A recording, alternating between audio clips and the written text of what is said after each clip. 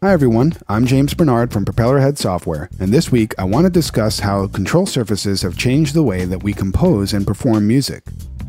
This new movement has been dubbed Controllerism, and it involves the use of either standard USB control surfaces, or creating custom ones by tearing apart and rebuilding those commercially produced USB control surfaces, or even creating some custom surfaces from scratch. The performer then uses these controllers to either tweak or morph pre-existing loops of music, either well-known songs or ones that they've created in a real-time performance, and building musical phrases that expand in real time by twisting knobs, pushing buttons, and looping sections. While this style of music and performance has gained popularity in the last 5 years or so, the basic concept of the Controllerism movement is inspired by what DJs have been doing in electronic music and turntablism for many years now. My first personal experience with Controllerism was back in the late 90s, when I was working with Korg and doing sound design for the Electribe series.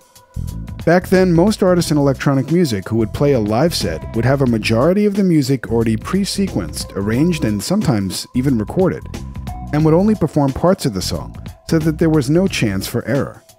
And that always kind of bothered me, and I felt that you lost the connection with the audience. So I started using lots of devices in my own live sets like Electribes and Chaos Pads to make the experience much more organic and personal. Now obviously, since music software and USB control surfaces were still in their infant stages back then, this required a lot of actual hardware to pull off.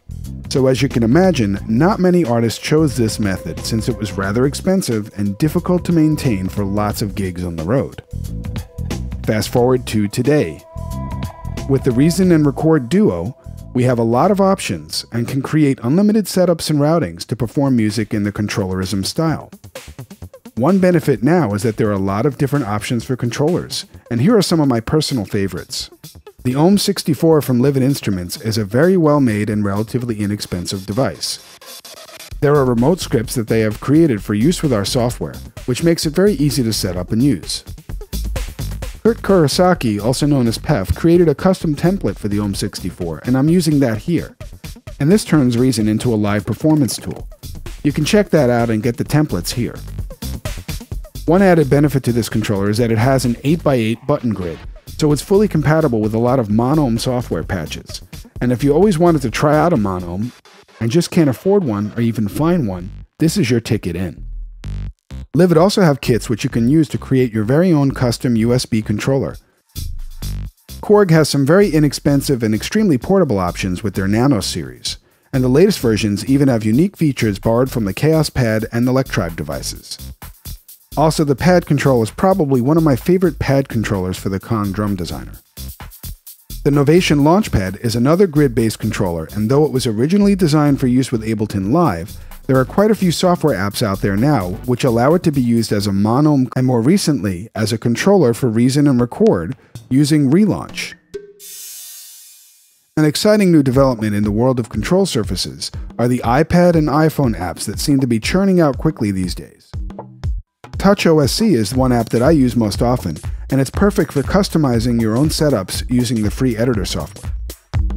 Since it communicates with your computer and the Reason and Record Duo using a Wi-Fi connection and the OSC protocol, it was something that used to require a lot more advanced knowledge to get up and working. But there is a company now that has made both OSC templates and remote scripts for using TouchOSC with Reason and Record, and the setup and usage is now much easier.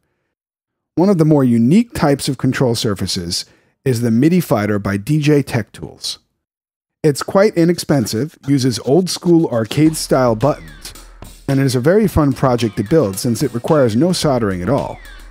It's also important to note that the founder of DJ Tech Tools, Ian Golden, is considered by many people to be one of the founders of the whole modern Controllerism movement.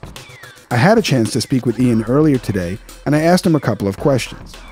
So Ian, what got you first interested in using control surfaces to enhance the performance aspect of playing live with a laptop?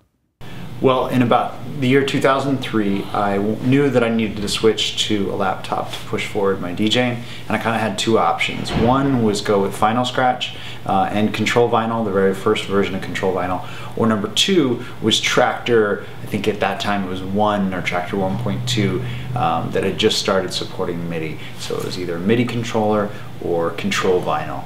And I chose the MIDI controller because I felt like if you were going to switch to the laptop, you should expand your possibilities and what you could do. And the MIDI controller offered that. It offered me looping and cue points and filters, which at that time was significantly more than you could do with the turntable. One more question. It seems that this movement has had a very positive effect on how we interact with software, and it's made it become much more organic. What do you feel about this, and where do you see it heading next? So I totally agree. Controllerism and better designed controllers means that we're looking at the laptop less and we're playing and listening to the music more, which is one bad side effect that digital DJing has had in general. You see a lot of guys with their laptops straight between them and the crowd, literally.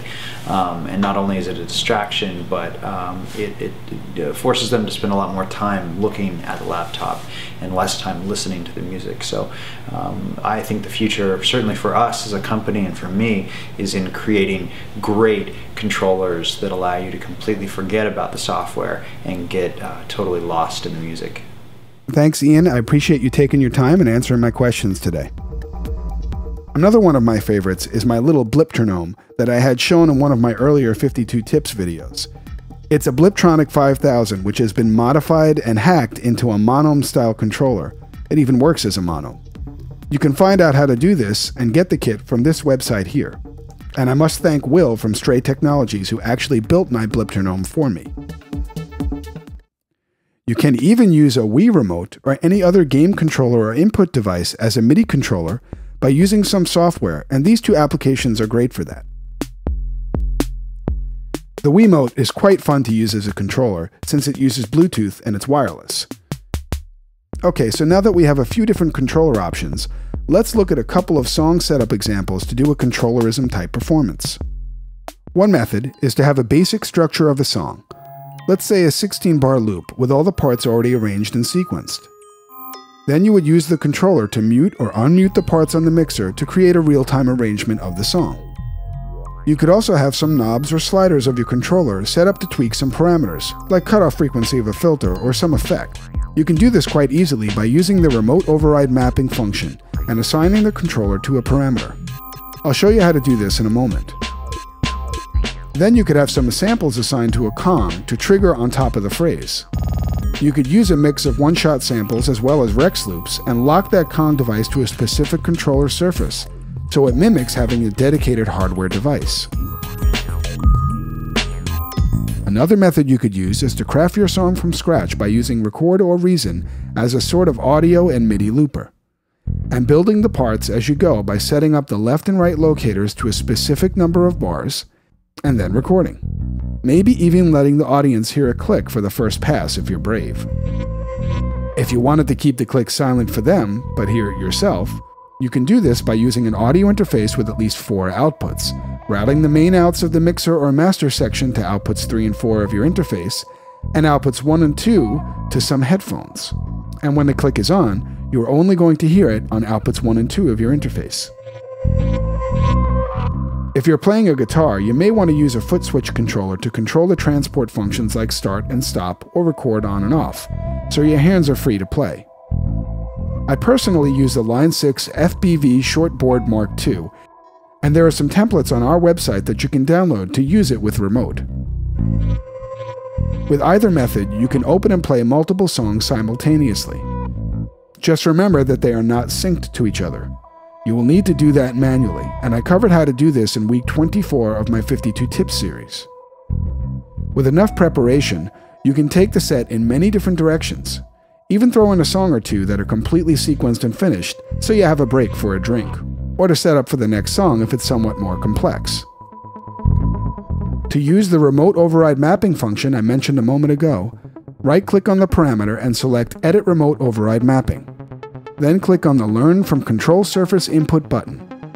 Now twist a knob, push a button, or move a fader, and that parameter will be assigned. When you save this song, all of the assignments you have made will be saved with this song only. I'll usually create a song which is a template with all the assignments and devices and no notes or parts sequenced. And every time I start a new song using that template, the assignments will carry over. If you're very adventurous and wish to customize a remote map for a remote protocol, you'll find a very detailed tutorial in the Substance section of our website under the Discovering Reason series, Part 33, Control Remote. With all the tips and the links that I've shown you in this video, you should be well on your way now to be able to perform music in a Controllerism style.